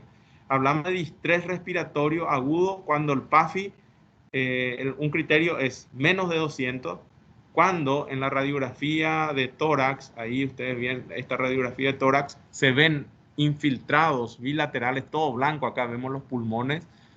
Entonces ahí hablamos de un pulmón blanco bilateral y PAFI de menos de 200, estamos hablando de un distrés respiratorio. Pero con presión capilar pulmonar de menos de 18 milímetros de mercurio, o no hay evidencia clínica de hipertensión en auricular izquierda. O sea, esta misma imagen nosotros podemos tener en una insuficiencia cardíaca. En la insuficiencia cardíaca, recuerden lo que hablábamos, hay una congestión retrógrada de los pulmones, de las arterias pulmonares, los capilares pulmonares, que va a elevar las presiones en esos pequeños vasos sanguíneos, ¿verdad? Y eso nosotros podemos medir hemodinámicamente con catéteres y ver en cuánto, y también por ecocardiografía, esas presiones pulmonares. Y si esa presión pulmonar, que normalmente debe ser por debajo de 15, 11, 15 normalmente, ¿verdad? Tiene que estar ahí. Cuando hay una congestión por insuficiencia cardíaca, esas presiones pulmonares aumentan mucho. Entonces, PAFI por debajo de 200, infiltrado bilateral, algún foco infeccioso, alguna pancreatitis grave, también es importante agregar eso, ¿verdad? Alguna causa que motive la generación de este cuadro de distrés respiratorio. Si no encontramos ninguna causa infecciosa, si no encontramos una pancreatitis, si no es un gran quemado, si no es un politrauma severo que genere un distrés respiratorio y nuestro paciente tiene claramente una historia clínica de insuficiencia cardíaca, y bueno, tenemos que pensar primero en que no es un distrés respiratorio, sino que es una sobrecarga líquida de los pulmones por una congestión retrógrada, por una insuficiencia cardíaca. La clínica, la historia clínica, el interrogatorio, los datos que obtenemos del paciente es fundamental. Hoy estamos muy acostumbrados a querer tratar esa radiografía, no interrogarle al paciente, no hablar con el paciente o con los familiares, directamente vemos esa tomografía, esa radiografía, vemos su parámetro en el monitor y ya le empezamos diurético, ya queremos hacer esto y lo otro, ¿verdad? Y enfocamos mal la terapéutica por no hacer un interrogatorio, una historia clínica suficiente y eficiente. En la guerra se veía mucho distrés respiratorio por politraumatismo en el campo de batalla y en el área civil por la sepsis, por la aspiración de contenido gástrico, las neumonías. Bueno, vamos pasando esto, ya no les quiero confundir. Acá en tratamiento. Tratamiento, hablamos del distrés respiratorio. Acá las prioridades iniciales, vía aérea, ¿verdad? Que estén permeables, ventilación, oxigenación, la circulación, la hidratación, farmacoterapia, sobre todo antibióticos, fisioterapia respiratoria y nutrición, son algunas cuestiones fundamentales en el tratamiento de un distrés respiratorio. Y las medidas generales, monitorizar la oximetría de pulso, etcétera, ¿verdad? El electrocardiograma, una placa, el electro... Tenemos que tener laboratorio para ir evaluando nuestro paciente. Bueno, esta es la última parte. Les dije luego 1 hora y media, justito, tenemos 5 o 7 minutos para completar. Y esto es el video del doctor Solano, que les hable un poco porque el tema de COVID manejamos en base a la oxigenoterapia. O sea, ustedes saben que en COVID todo es muy discutible, toda la información médica es muy dinámica, cambia mucho, hay mucho debate sobre algunas cuestiones terapéuticas, me refiero, ¿verdad? Tratamientos con distintos agentes antivirales, agentes antiinflamatorios, agentes antiparasitarios como la ivermectina misma, ¿verdad? ¿Sirven o no sirven? ¿Qué dice la evidencia, la medicina basada en la evidencia? ¿Qué dicen los grandes trabajos clínicos bien desarrollados? Entonces mucha polémica incluso y discusión hasta entre médicos, con grupos médicos entre nosotros, y ni qué decir con la gente no médica, ¿verdad? Sobre todo, por ejemplo, en el caso de la ivermectina, ustedes habrán escuchado mucho. Estoy seguro que ustedes toman ivermectina. ¿No? No, se discute mucho, ¿verdad? Y cambia mucho la cuestión. Pero lo fundamental en COVID son dos o tres cosas. Uno, la oxigenoterapia. ¿Cómo le vamos a suplementar de oxígeno a un paciente con un cuadro de neumonía moderada o severa por COVID? Oxigenoterapia. Dos, corticoides. Los corticoides para la inflamación, sobre todo en aquellos pacientes que requieren oxigenoterapia. Hoy el COVID se trata con dexametasona, un corticoide u otro corticoide en ausencia de la dexametasona. Y tres, los anticoagulantes, las heparina de bajo peso, cualquier método de anticoagulación, son las tres medidas más importantes, la columna central del tratamiento en COVID. El resto, la eficacia de todo el resto es muy discutible o las eficacias son mínimas. El antiviral Remdesivir, que hoy en día se usa mucho a nivel acá en Paraguay, ¿verdad? Usamos mucho el Remdesivir y su eficacia es mínima, no cambia mortalidad. ¿Qué es lo que cambió, verdad? Con el uso masivo, y cambió el promedio de días de internación. Bajó un día el promedio de días de internación. Ese es el beneficio del Remdesivir. Hoy aparece un antiinflamatorio que se llama Baricitinib, que se usa en conjunto con el Remdesivir. Estamos hablando de fármacos costosísimos, ¿verdad? El Remdesivir, un promedio de 12 millones el tratamiento. El Baricitinib, un promedio de 9 millones de guaraníes, ¿verdad? Y la eficacia mínima o ninguna, ¿verdad? La ivermectina, que sí es un fármaco de bajo costo, y el último estudio serio que comparó ivermectina con agua demostró que el agua es igual a la ivermectina, ¿verdad? Tienen el mismo efecto tomar 2 vasos de agua al día que tomar 3 comprimidos de ivermectina por día. Ustedes ven la curva del efecto en cuanto a eficacia en prevención y en evolución clínica de los cuadros de COVID, y es igual. Entonces yo eso le digo a los pacientes que me preguntan sobre la ivermectina, le digo, desconozco la eficacia de la ivermectina, lo que sé es un estudio que se comparó con el agua y es igual que tomar agua, ¿verdad? Entonces ahí termina la discusión. Entonces la oxigenación, oxigenoterapia. Hay distintos métodos de suplementar oxígeno o de administrar oxígeno a las personas. El aire ambiente, tenemos que empezar por ahí, tiene 21% de oxígeno, y lo que nosotros queremos hacer con todos estos métodos es aumentar ese porcentaje de oxígeno que le vamos a administrar al paciente porque está necesitando mayor aporte de oxígeno, ¿verdad? En el caso de COVID, centrémonos en COVID hoy, esa afectación pulmonar en vidrio esmerilado, parcheado, por edema del intersticio alveolar, ¿verdad? La congestión que genera eso, esa cascada inflamatoria. Y por ahí también muchos hablan de eventos de trombosis, microtrombosis en capilares y en arterias a nivel pulmonar. Son dos factores que se suman para generar una insuficiencia respiratoria. El tratamiento es oxigenoterapia. Entonces, hay distintas formas que vamos a ver acá. Hay una forma de bajo flujo que administramos entre 1 a 5 litros por minuto, y hay una forma de alto flujo con mascarillas. Las mascarillas pueden tener o no reservorio, y también podemos recurrir a las bolsas de ventilación y al CPAP. Vamos a ver acá algunas cuestiones.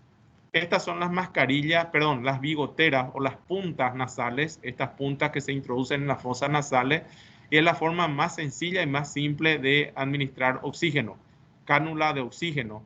Y eso nosotros tenemos un regulador del oxígeno que va entre 1 a 10 litros por minuto.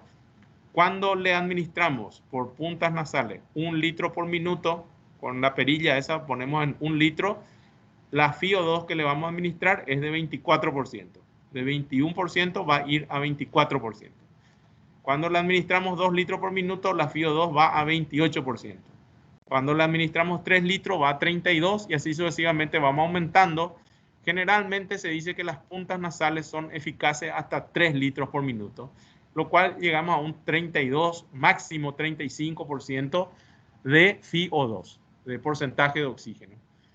Pero acá habla de 4%, 36% y 5%, 50%. Hasta ahí 40%, perdón. La FiO2 con puntas nasales. Si con esto es insuficiente, nosotros con las máscaras de oxígeno, las mascarillas que se adaptan y que incluyen la adaptación de nariz y boca, podemos lograr un mayor aporte de FiO2. Si le damos 5 a 6 litros, logramos una FiO2 de 40-45%. Entre 6 a 7 litros por minuto, 45 a 50% de FiO2. 7 a 8 litros, 55 a 60% de FiO2.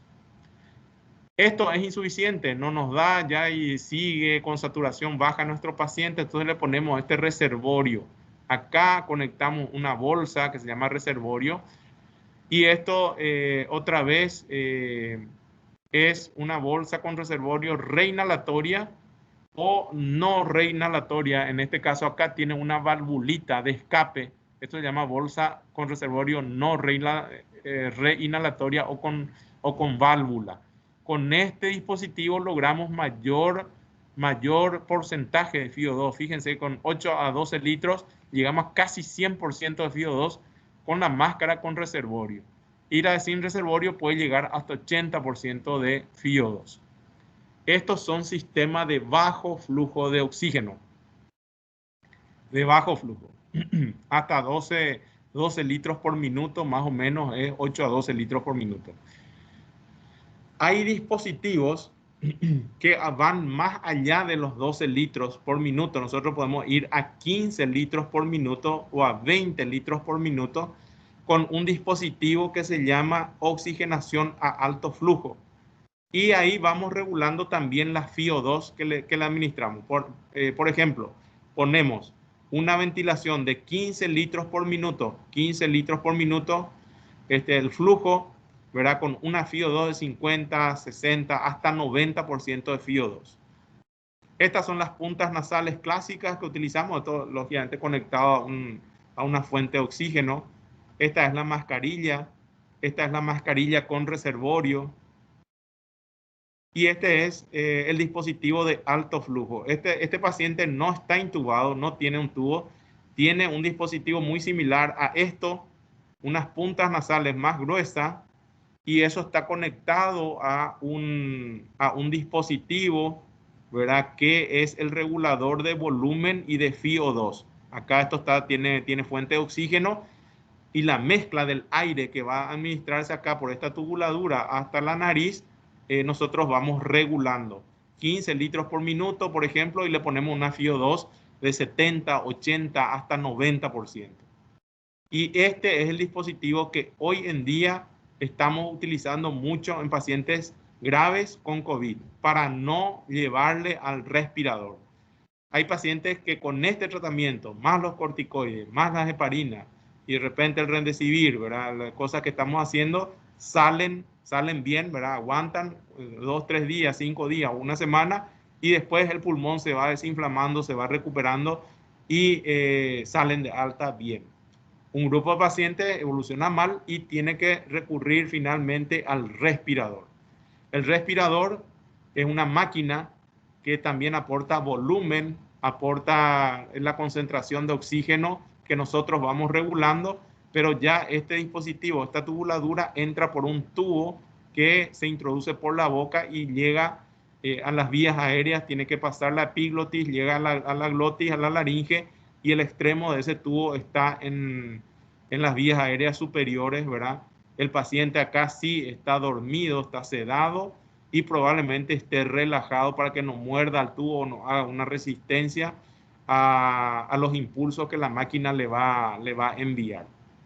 Entre este dispositivo y este dispositivo, que es el sistema de respirador, ¿verdad? Asistencia respiratoria mecánica, o ARM, acá nos referimos a esto, hay un intermedio, que es esto. Esto se llama ventilación mecánica no invasiva. Es una máscara que tiene una zona acá donde entra una tubuladura, el oxígeno, y esto está controlado por este mismo respirador. O sea, en este caso, el paciente está intubado, ¿verdad?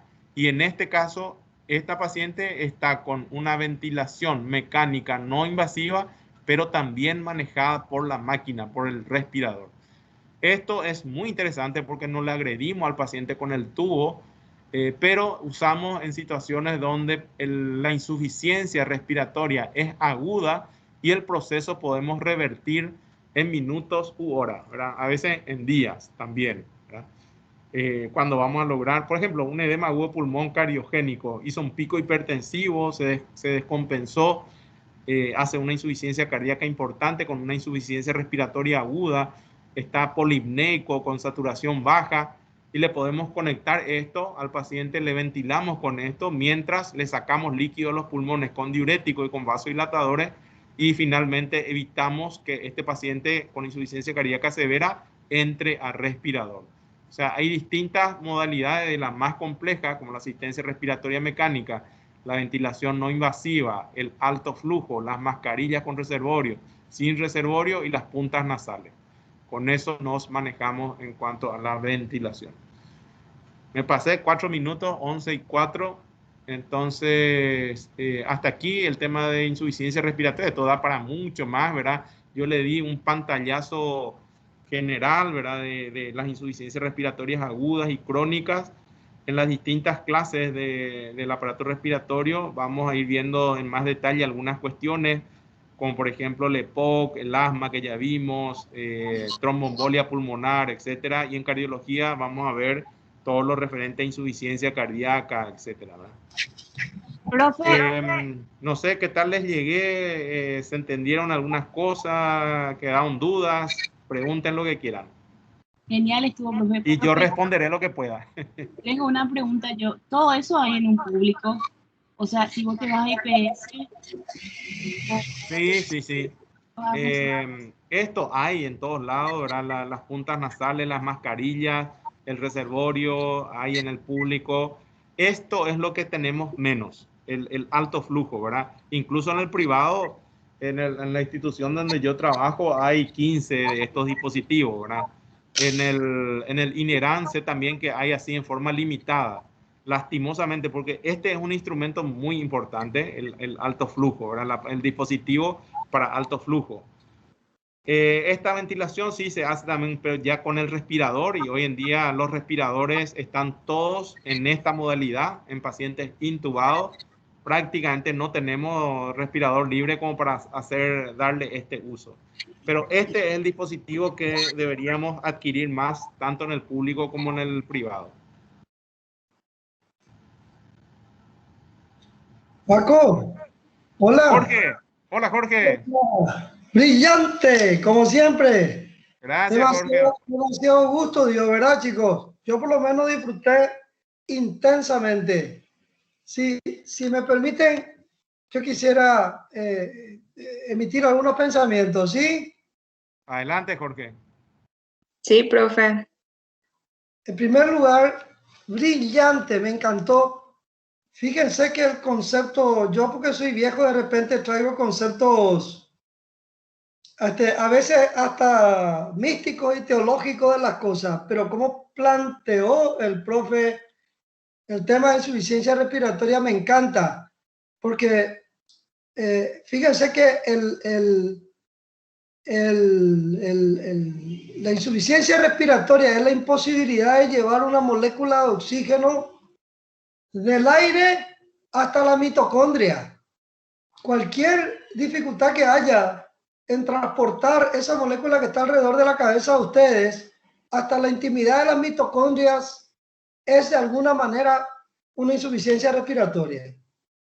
No necesariamente ese concepto de insuficiencia respiratoria por COVID, sino como hace un tiempo una señora llegó y decían que tenía un infarto porque le dolía, apretaba el pecho, estaba almorzando y cuando yo quise intubarle le encontré un trozo de carne que se había atragantado en el almuerzo y nadie se dio cuenta y tenía obstruida la vía aérea y se murió de insuficiencia respiratoria aguda por un soquete de carne. Cuando yo le saqué, ya no hubo caso, se murió, ya hubo daño cerebral entre que llegó a su casa. O sea, ese concepto que instaló el profe Riseche de Paco es fundamental. Es insuficiencia respiratoria, es la incapacidad de transportar una molécula desde el aire hasta la mitocondria, en cualquier lugar, y depende de traumatismo torácico, depende de millones de cosas. Ese es el primer concepto que quiero. El segundo concepto que dijo él y que quiero hacer hincapié es que ahora para siempre, cuando ustedes vean que hay retención de CO2 en una gasometría, eso es sinónimo a hipoventilación alveolar. Eso no se da en ninguna otra circunstancia. Si hay retención de CO2 en la sangre, es porque los alvéolos están hipoventilados. Eso en cuanto a la lectura de la gasometría. No se olvide nunca hasta el sexto curso y lo que sea. El tercer concepto que quiero traer es el concepto, hacer hincapié en el pulmón que se llena de líquido y no lo hace por insuficiencia cardíaca izquierda. Ese pulmón que se llamó hace mucho tiempo el pulmón húmedo o wet lung, o le llamaron pulmón de shock. Hay observaciones fantásticas durante la guerra de Corea, como Paco describió. Por eso es que en algunos lugares, inclusive hasta hoy, se refieren a ese distrés respiratorio como el pulmón de Da Nang, que es el lugar donde la gente en las tiendas de campaña veían que los soldados venían con politraumatismo y se complicaban, se llenaban de rales los pulmones y se morían de insuficiencia respiratoria en las tiendas de campaña, los politraumatizados. Entonces, entender de que no es solamente COVID o insuficiencia cardíaca las causas de congestión pulmonar, sino insuficiencia cardíaca es una y el distrés respiratorio del adulto es otro. Y para llegar a una relación presión arterial y FiO2 de menos de 200, tiene un proceso. Y ahí quiero dejar, si me permitís, Paco, el concepto que quiero que los chicos tengan. Ustedes encuentran que nosotros les enseñamos definiciones de insuficiencia respiratoria cuando la presión arterial de oxígeno es menos de 60 o la de CO2 más de 45. si no hay alcalosis asociada, metabólica. Pero fíjense, yo sé bien que Paco está metido hasta el cuello en esto porque él está trabajando con los pacientes COVID, que nosotros en general no esperamos para hacer el diagnóstico de insuficiencia respiratoria para ir agregando aportes de oxígeno o medidas posturales o lo que sea, porque esto es muy dinámico. No quiere decir que un paciente que tiene 65 de presión arterial de oxígeno y 40 de CO2, es dinámico el desarrollo de la insuficiencia respiratoria. Estos son puntos de corte hasta diría académicos, corregime Paco, ¿verdad? Sí, así es, Jorge. El tema de, y justamente, ¿verdad? El parámetro que todo el mundo maneja hoy es saturación por debajo de 93, ¿verdad? 92, vaya al sanatorio, ¿verdad? Vaya a la urgencia, chequéese los pulmones y oxigenoterapia pronto, ¿verdad? De hecho, yo creo que estos criterios que nosotros usamos como diagnóstico de insuficiencia respiratoria van a ir cambiando evolutivo, los puntos de corte van a ir cambiando y vamos a tener que agregar a estos puntos de corte rígidos de valores de oxigenación, vamos a tener que agregar criterios evolutivos. Yo tengo un paciente ahora que es mi amigo con quien cantamos, es completamente sano, que está con 15 COVID, sano previamente, 50 y pico de años, está con máscara con reservorio, con 15 litros y tiene que estar pronado, boca para abajo, para mantener una saturación ahí, borderline de 90. Y es evolutivo, ayer estaba mejorcito, hoy está un poquito peorcito. Él no tiene todavía menos de 60 de presión arterial de oxígeno. Él no tiene CO2 por arriba de 45. Pero este paciente tiene insuficiencia respiratoria. Y va progresando, está progresando. Recién hablé yo con Guido, Paco, caballero. Sí. Y le dije, bueno, Paco, me dice, vamos a ponerle el alto flujo, que ustedes ahora ya saben que es el alto flujo, pues nosotros también no tenemos muchos aparatos, equipos de alto flujo, para darle luego casi 100% de oxígeno de FiO2, ¿verdad? Sí. Y a no sé cuántos litros, 15, 16, no sé, 15 litros. Y el siguiente paso ya es ventilación mecánica, ya es ponerle en el respirador. No reúne esos requisitos de menos de 60, pero Pajarito, así se llama mi socio, él está ya en insuficiencia respiratoria. Estos conceptos de definición de insuficiencia respiratoria es importante que entiendan de que son criterios dinámicos. El profe Paco, que tiene pacientes de COVID y que los ve todo el día, inclusive tenemos colegas que él le está cuidando, metiendo la cabeza ahí en el agujero del COVID, él no se contenta con ir a mirar la saturación una vez, 2 veces. Ayer se fue a verlo un colega muy amigo nuestro, le pidió una gasometría, está monitorizando, está viendo. No va a esperar para tomar medidas. Ahora tiene insuficiencia respiratoria porque tiene menos de PaO2, menos de 60. No es así, ¿verdad, Paco? Corregime. Esos son los aportes que quería hacer. Aparte de felicitarte, pues me encantó tu clase.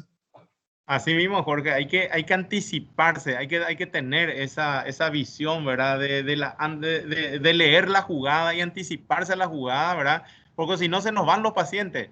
Las medidas tenemos que tomarlas un pasito antes de que del deterioro se derrumbe todo, ¿verdad? Lo que decía, por ejemplo, el caso del señor, del amigo, que está ya requiriendo alto flujo, y nosotros tuvimos uno igualito hace unos días, ¿verdad? En el Santa Julia, y ahí tomamos la determinación de intubarlo, ¿verdad? Porque ese es el concepto hoy, de no esperar el extremo, no esperar el deterioro total para ponerle en asistencia respiratoria mecánica, porque esos pacientes ya no salen, ¿verdad? Hacer algo más precoz antes y esos pacientes evolucionan mejor. En 2 o 3 días se limpia el pulmón y van saliendo del respirador. Pero si ya llegamos tarde, esos son los pacientes que no salen, ¿verdad? Y hoy estamos jugando al tope, Jorge, de los recursos del respirador, ¿verdad? Porque no hay más ni en el sector público ni en el sector privado, y lastimosamente no podemos jugar así, ¿verdad? Ese juego de ajedrez de ahora ya respirador, sino que cuando hay, ¿verdad? Cuando hay disponibilidad, también nos ocurre eso lastimosamente. Entonces, mi mensaje con respecto al COVID, gente, es cuidarse en extremo, las 3 medidas. Ustedes que son jóvenes, ¿verdad? De repente queremos relajarnos con el distanciamiento social, ahora que vienen épocas de Semana Santa y de encuentros, ¿verdad? Hagan encuentros muy pequeños en su familia, no hagan encuentros grandes familiares. Uso de tapaboca en todo momento, higiene de manos es clave, es fundamental, porque está circulando una cepa nueva que está afectando a gente más joven, ¿verdad? Es más contagiosa y es más agresiva. Estamos viendo más infiltrados pulmonares, más neumonías por SARS que en las olas anteriores del año pasado, y está tocando a gente más joven, incluso a niños, ¿verdad? Entonces, extremen su cuidado. Esa es la recomendación final que les quiero dejar esta mañana. Paco, antes de irte, ponen esa tu diapositiva donde tenías las diferentes causas de insuficiencia respiratoria, donde mostraba desde el cerebro hasta... Sí. Solo una cosita nomás, chicos, porque no tiene desperdicio esta clase, esta clase de la otra, hay otra, la primera de todas, que mostraba una vertical estaba. Ay, no había otra. Ahí esa. Sí.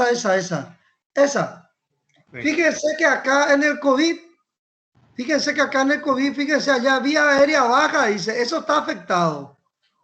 Lo que le está diciendo el profe Liceche es que esos pacientes que van requiriendo cada vez más oxígeno, también se le agrega el tercer componente de arriba, que es neuromuscular, porque se fatigan. Llega un momento que no le da mal cuero, los músculos se fatigan. Y fíjense que tienen más de una causa. La infiltración COVID de vía aérea baja, pero por ejemplo se agrega la fatiga muscular. Y a eso se agrega también la desnutrición, pues son días que están sin poder alimentarse. Y entonces se cansan y cada vez pueden, independientemente del dispositivo que le pongamos, cada vez pueden ventilar mejor porque hay fatiga de los músculos respiratorios, ¿cierto, Paco?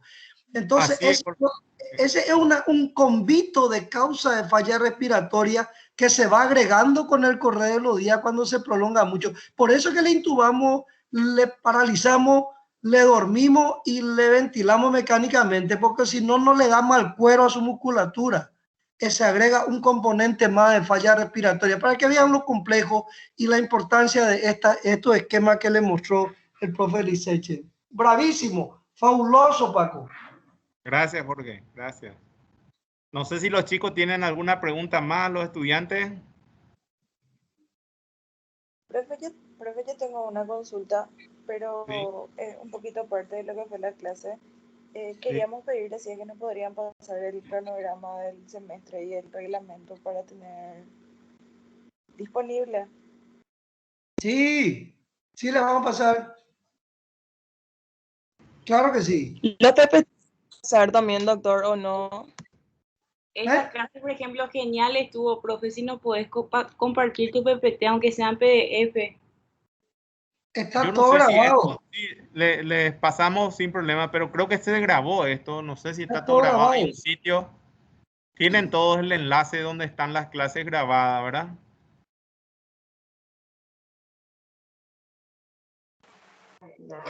En el Classroom no están todas las clases grabadas, profe. Todas las clases están grabadas, Javier se ocupa de eso. Esto se grabó completo. Después, yo creo que el enlace nos había pasado la profe Laura y les vamos a compartir para que ustedes entren ahí y encuentren estas clases. Pero igual les paso el PowerPoint a uno de los coordinadores de ustedes, ¿verdad? Los representantes.